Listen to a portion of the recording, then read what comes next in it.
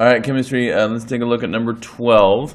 You will need a periodic table, so make sure you have that out. Number 12 reads, find the mass in grams of each of the following at STP. All right, so we know that we have standard temperature and pressure. That means that we can use standard molar volume, which, as a reminder, says that for every 1 mole of any gas, as long as we're at STP, that gas is going to take up 22.4 liters. And so I can see that I'm given liters in these first two, and so I'm definitely going to convert out of liters into moles. But Johnson, the question is actually asking for units of grams for the answer. That's fine. I can simply use the molar mass to convert from moles into mass. So this is what it would look like to start. I'm going to start with a conversion factor. I need to convert out of liters. Here I have liters. And then put moles on top. For every 1 mole, there's 22.4 liters of a gas. Notice that's going to allow me to cancel the unit liters, and I'll be in moles now. Add 1 more conversion factor, and I need to convert from moles into grams. Now the question is, what is the molar mass of H2? Well, simply look at the periodic table. Each hydrogen has a mass of 1.01. There are 2 of them because it's H2, and so I'll use a molar mass of 2.02 grams per 1 mole. Moles cancel with moles. My only unit left is in grams. All that's left to do is do some calculating. So I have my molar mass of hydrogen. I'll multiply that by the 11.2 that was given to me by the problem, and then divide by 22.4. And we'll get a 1.01. 3 sig figs looks good to me.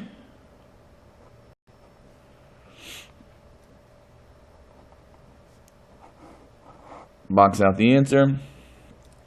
B, 2.80 liters of CO2. I'm going to start off the same way, convert out of liters and go into moles. For every 1 mole, there are 22.4 liters.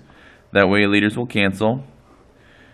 Extend my conversion with 1 more conversion factor. For every 1 mole, what's the molar mass? All right, what's the mass of 1 mole? Well, it's 1 carbon and then 2 oxygens. Okay, so 44.01.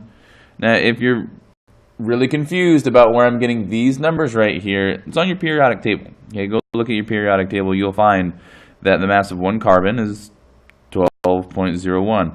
The mass of 2 oxygens, remember two oxygens is CO2, 32. Each oxygen 16 or 15.999. With this conversion factor, moles will cancel out, and I'm ready to do some calculator work. 2.8 times 4.10, all divided by 22.4. Let's see, I need 3 sig figs, so I'm going to go 5.50 grams. CO2. All right, now for C, we're going to end up doing the same thing, but there's 1 conversion before I can get to liters. Simple. I know for every 1 liter, there are 1,000 milliliters. Right, that's going to allow the milliliters to cancel, and now I'll be in liters, like I started with for A and B. So now I can do what I've been doing so far. Liters on the bottom, moles on top. It's 22.4 liters for every 1 mole. 1 more conversion factor. For every 1 mole, how many grams of SO2 are there? Or is there? Looking at the periodic table, sulfur has a molar mass of 32.01, and then again We have those two oxygens. So it looks like we're about 64.01 grams per mole. Looks like I didn't give myself enough room right here. But liters cancels with liters, moles cancels with moles. Time to do some calculator work.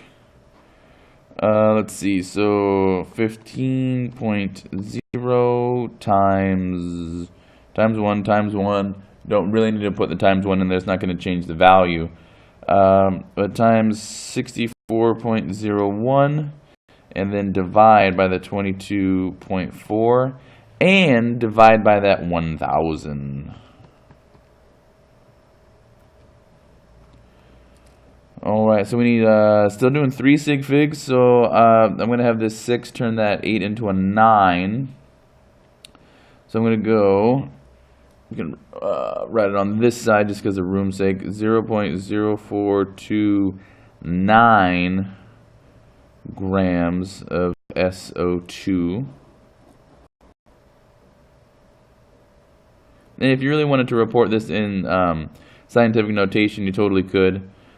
We'd be moving that decimal to the right 2 times so that our coefficient, our value right here would be between 1 and 10. That means we'd have to move it 2 times. We're having to move it because the number was too small, and so we'd change the exponent to that, and so it would be 4.29 times 10 to the negative 2 grams of CO2. But either is a legitimate response, unless the question specifically tells you to respond in some format or another. Now D is probably why you're watching this video. We have a very, very simple conversion. A lot of people are really intimidated by this cubic centimeters. It's actually pretty convenient. It is true that for every 1 centimeter cubed, there is 1 milliliter.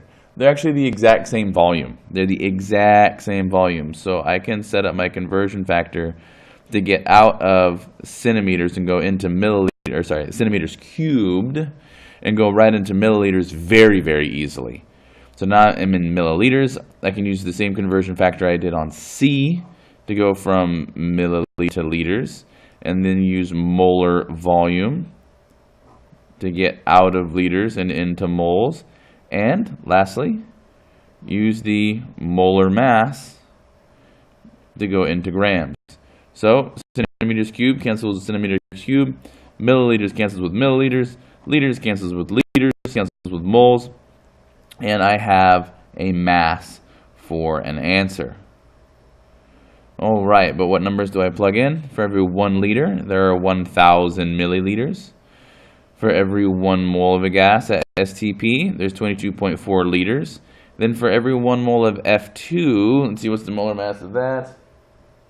Fluorine's coming in at 19.0. It's really like 18.999, but since we're only going to be using 3 sig figs, let's just go with 19.0. It's a diatomic molecule, meaning there's 2 of them, and so the molar mass is actually going to be 38 grams per mole. So 38.0 grams per mole. And let's do some calculator work. Let's see, times a 3.4, then divided by the 1,000, and then divided by the 22.4.